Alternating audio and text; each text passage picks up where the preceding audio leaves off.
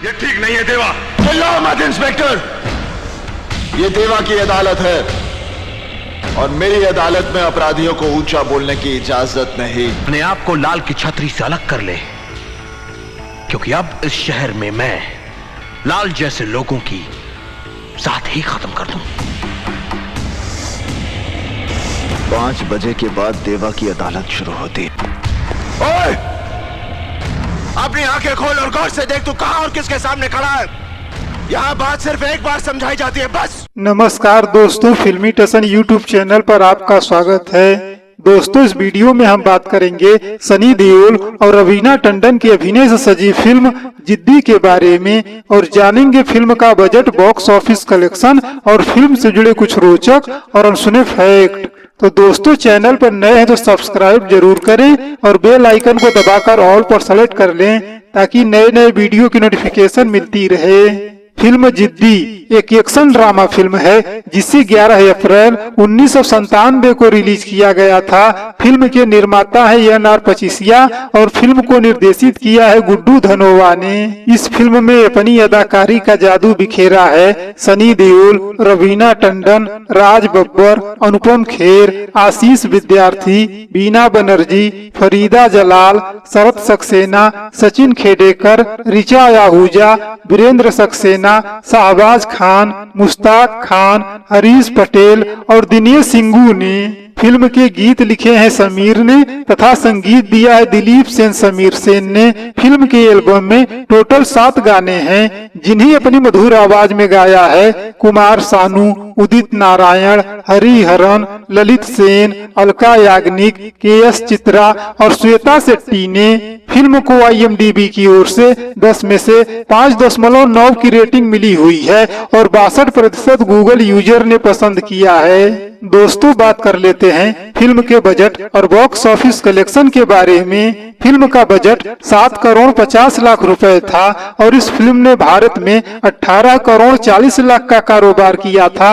अगर फिल्म के world wide collection की बात करें तो इस फिल्म ने 32 करोड़ 44 लाख का वर्ल्ड वाइड कलेक्शन किया था और यह फिल्म बॉक्स ऑफिस पर सुपरहिट करार दी गई थी। दोस्तों, बता देते हैं फिल्म से जुड़े कुछ अनसुने फैक्ट के बारे में। फैक्ट नंबर 1, कहा जाता है कि इस फिल्म की शूटिंग के दौरान सनी देओल और रवीना टंडन के बीच अफेयर चल रहा था। हालांकि सनी और रवीना ने कभी अपने प्यार को स्वीकार नहीं किया। रवीना केवल अक्षय कुमार को जलाने के इरादे से ऐसा कर रही थी क्योंकि पहले अक्षय कुमार और रवीना टंडन रिलेशनशिप में थे। लेकिन 1996 की फिल्म खिलाड़ियों का खिलाड़ी की शूटिंग के दौरान अक्षय की रेखा के साथ बढ़ती नजदीकी और फिल्म में कुछ बोल्ड दृश्यों की वजह से रवीना और अक्षय के बीच कहासुनी हो गई थी और 3 साल की डेटिंग के बाद दोनों का ब्रेकअप हो गया था। इसके बाद रवीना काफी परेशान थी। ऐसे में वह इस फिल्म के सेट पर कई बार रो देती थी।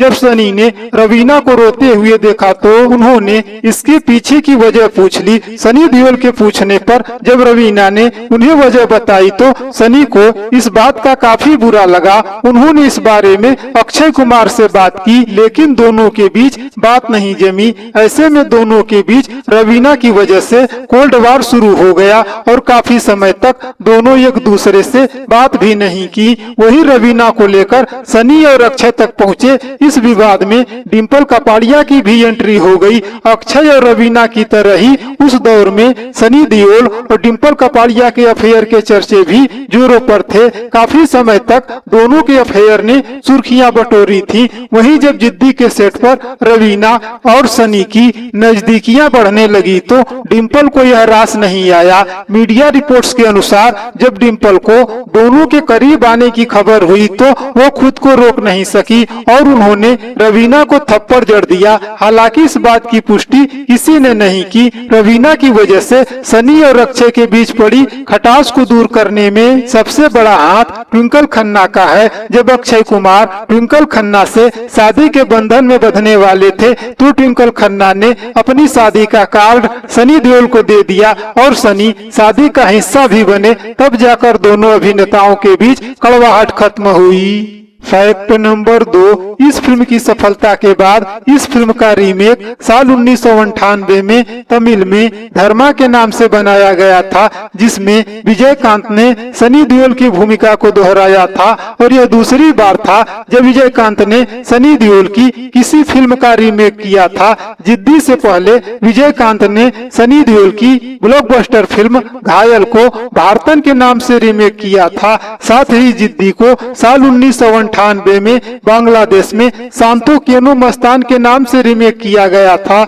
इसके अलावा कन्नड़ में वन मैन आर्मी नामक फिल्म भी जिद्दी से ही प्रेरित थी। फैक्ट नंबर 3, निर्देशक गुड्डू धनोवा ने एक इंटरव्यू में कहा था कि जब निर्माता बबलू पचीसिया ने उन्हें इस फिल्म के लिए अप्रोच किया था और कहा था कि वह सनी देओल के साथ फिल्म बनाना चाहते हैं, तो गुड्डू धनोवा को संदेह था कि सनी यह फिल्म करेंगे कि नहीं। लेकिन जब बबलू पचीसिया ने उन्हें भरोसा दिलाया कि वह सनी देओल से बात करेंगे, तब गुड्डू धनोवा फिल्म निर्देशित करने के लिए राजी हो गए। गुड्डू धनोवा के अनुसार उनके पास एक छोटा सा विचार था और कुछ सीन तैयार थे, लेकिन सनी देओल को स्क्रिप्ट सुनाने से पहले उनके पास कोई उचित कहानी नहीं थी। सनी देओल को कहानी सुनाने से ठीक एक रात पहले वे और बबलू पचीसिया मिले और गुड्डू धनोवा ने कहानी तैयार करना शुरू किया और बबलू पचीसिया ने इसे नोट करना शुरू कर दिया। फिर वे इसे ड्राफ्ट करने के लिए पटकथा लेखक रॉबिन हेनरी के पास गए। अगली सुबह उन्होंने सनी देओल को कहानी सुनाई और पहला भाग सुनने के बाद सनी ने फिल्म करने के लिए हाँ कर दी। अपने होटल के कमरे से बाहर आने के बाद बबलू पचीसिया और गुड्डू धनोवा ने एक दूसरे को गले लगाया, क्योंकि उस समय पर सनी देओल को फिल्म में शामिल करना बड़ी बात थी। फैक्ट नंबर 4, निर्देशक गुड्डू धनोवा जो सनी देओल के चाचा हैं और धर्मेंद्र के मामा के बेटे हैं, उन्होंने जिद्दी से पहले ऐलान, गुंडा राज और तू चोर मैं सिपाही जैसी फिल्मों का निर्देशन किया था। गुड्डू धनोवा और सनी देओल की एक साथ यह पहली फिल्म है। इस फिल्म की सफलता के बाद गुड्डू धनोवा ने इसी जोड़ी को लेकर सलाखे का निर्माण किया, लेकिन सलाखे जिद्दी की सफलता को दोहरा नहीं पाई और बॉक्स ऑफिस पर एक औसत कमाई करने वाली फिल्म साबित हुई। इसके अलावा उन्होंने 23 मार्च 1931 शहीद, जाल और बिग ब्रदर जैसी फिल्मों में एक साथ काम किया है। फैक्ट नंबर 5, रवीना टंडन से पहले उनकी भूमिका ममता कुलकर्णी को ऑफर की गई थी, लेकिन कुछ कारणों से ममता ने यह फिल्म करने से इनकार कर दिया था। कई मीडिया रिपोर्ट्स में यह भी दावा किया गया है कि सनी देओल की भूमिका में पहले मिथुन चक्रवर्ती को साइन किया गया था, लेकिन यह झूठ है, क्योंकि जिद्दी के लिए निर्माता बबलू पचीसिया की पहली पसंद सनी देओल ही थे। फैक्ट नंबर 6, यह फिल्म खास तौर पर उत्तर भारत में खूब लोकप्रिय हुई और इसके गाने भी खूब पसंद किए गए, जिनमें से एक शानदार गाना मेरा दिल ले गई वो कमो किधर बेहद लोकप्रिय हुआ। हालांकि इस गाने की धुन पाकिस्तानी गायक अबरार उल हक के सुपरहिट गाने बिल्लो दे घर की धुन से कॉपी किया गया था। इसके अलावा इस फिल्म के एक और गाने काले काले बाल का शुरुआती संगीत तमिल फिल्म कथल देशम के गाने हेलो डॉक्टर से लिया गया था। इसके अन्य गाने भी आकर्षक बन गए, जैसे हम तुमसे कुछ न कह पाए गाना एक सॉफ्ट रोमांटिक गीत के रूप में लोकप्रिय हुआ। इस फिल्म के संगीत एल्बम की भारत में 22 लाख से ज्यादा ऑडियो कैसेट की बिक्री हुई थी, जिससे यह साल के 10 सबसे ज्यादा बिकने वाले बॉलीवुड संगीत एल्बम में से एक बन गया था। फैक्ट नंबर 7, अभिनेता आशीष विद्यार्थी ने एक इंटरव्यू में कहा था कि निर्देशक गुड्डू धनोवा ने उनकी भूमिका बड़ी कर दी थी। उनकी भूमिका इंटरवल पर समाप्त हो जानी थी, लेकिन उनके प्रदर्शन को देखकर उन्हें काफी बाद में मुख्य खलनायक बनाया गया।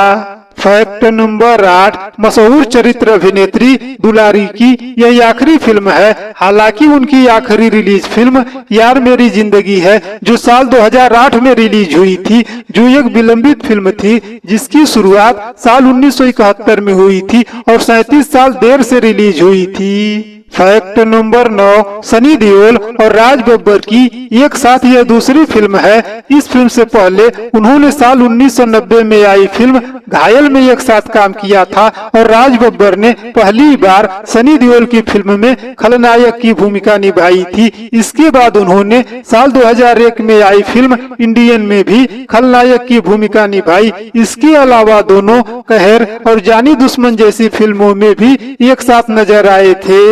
फैक्ट नंबर 10, यह फिल्म साल 1997 की सर्वाधिक कमाई करने वाली फिल्मों की सूची में 5वें नंबर पर थी और इस फिल्म के साथ ऋषि कपूर और श्रीदेवी स्टारर फिल्म कौन सच्चा कौन झूठा भी रिलीज हुई थी। दोस्तों, ये जानकारी अच्छी लगी हो तो कृपया वीडियो को लाइक और चैनल को सब्सक्राइब जरूर कीजिएगा। तो मिलते हैं किसी और वीडियो में किसी और फिल्म की रोचक बातों के साथ।